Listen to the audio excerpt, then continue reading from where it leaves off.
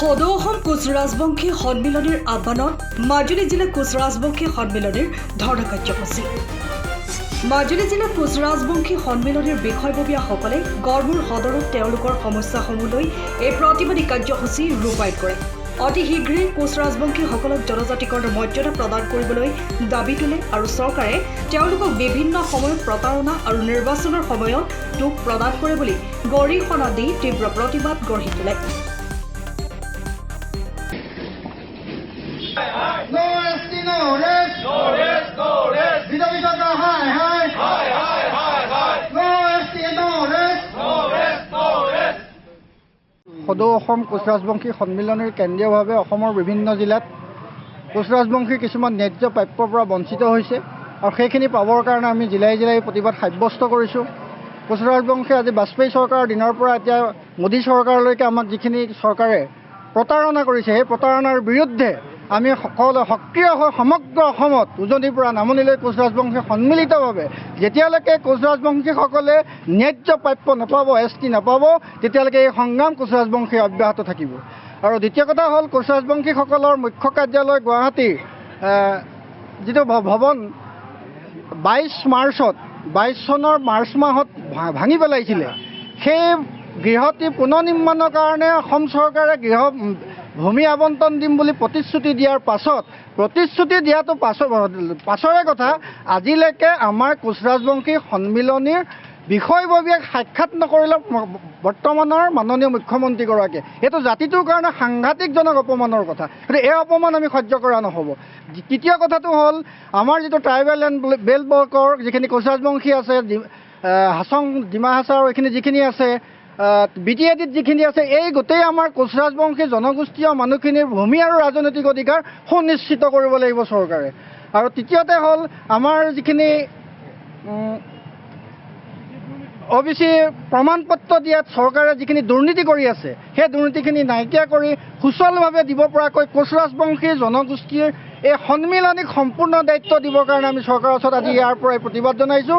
গতিকে এই প্ৰতিবাদ যদি চৰকাৰে মানি নলয়, ইয়াতকৈও আমি তীব্ৰতৰ প্ৰতিবাদ কৰিবলৈ আমি প্ৰস্তুত আছোঁ। No ST, no।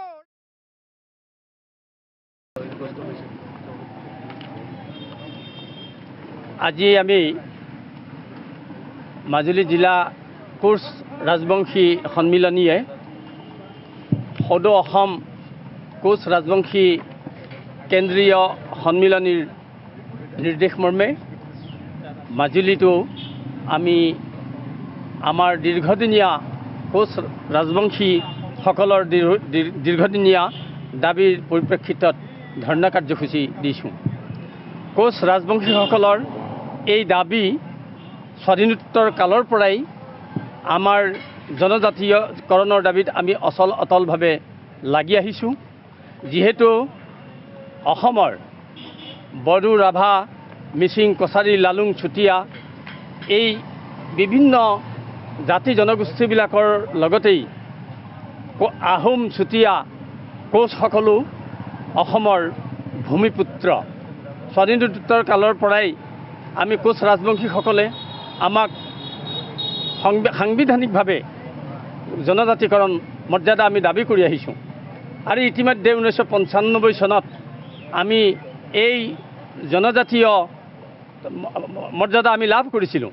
তেতিয়াৰ প্ৰাক্তন প্ৰধানমন্ত্ৰী PV নৰসিংহ ৰাও আৰু অসমৰ তেতিয়াৰ প্ৰাক্তন মুখ্যমন্ত্ৰী প্ৰয়াত হিতেশ্বৰ শইকীয়াৰ উদ্যোগত অসমৰ কোচ ৰাজবংশী প্ৰায় 70 লাখৰো অধিক কোচ ৰাজবংশী জনজাতীয় লোকসকলে এই ৰাজবংশীৰ তালিকাত অন্তৰ্ভুক্ত হৈছিলে।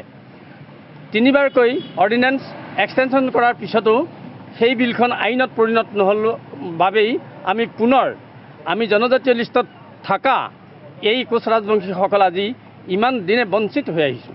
আৰু তেতিয়াৰ পৰাই আমি এই দাবী চৰকাৰক জনাই আহিছোঁ।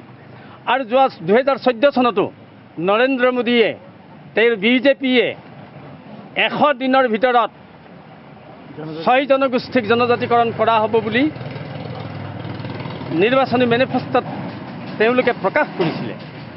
আৰু ক্ষমতা পোৱাৰ পিছত আজি তৃতীয়বাৰৰ বাবে একেৰাহে প্ৰধানমন্ত্ৰী হোৱাৰ পিছতো 6 জনগোষ্ঠীৰ জনজাতিকৰণ তথা কোচ ৰাজবংশীসকলৰ জনজাতিকৰণ আজি একেবাৰে নাম গোন্ধ নোহোৱা কৰি পেলাইছে।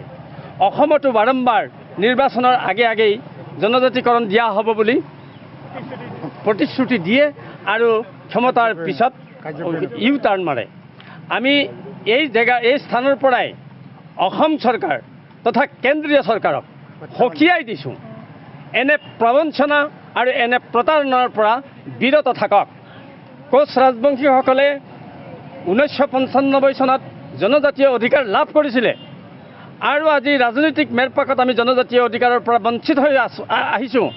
বিভিন্ন সময়ত বিভিন্ন চৰকাৰে ইলেকশ্যনৰ মুনাফা আদায় কৰিবৰ কাৰণেই কোচ ৰাজবংশীসকলক জনজাতিকৰণ দিয়া হ'ব বুলি কয় আৰু তাৰ পিছতে প্ৰতাৰণাৰে প্ৰবঞ্চনাৰে এই অসমৰ সৰ্ববৃহৎ জনগোষ্ঠীটোক বঞ্চিত কৰি ৰাখিছে।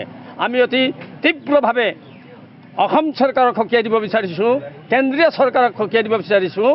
2026 চনৰ ভিতৰত যদি কোচ ৰাজবংশীসকলৰ জনজাতিকৰণ নিশ্চিত নকৰে, জংগী আন্দোলন, ইয়াতকৈ জংগী আন্দোলনৰ ব্যৱস্থা কৰা হ'ব, যাৰ বাবে অসম চৰকাৰ দায়বদ্ধ হ'ব লাগিব, কেন্দ্ৰীয় চৰকাৰ দায়বদ্ধ হ'ব লাগিব।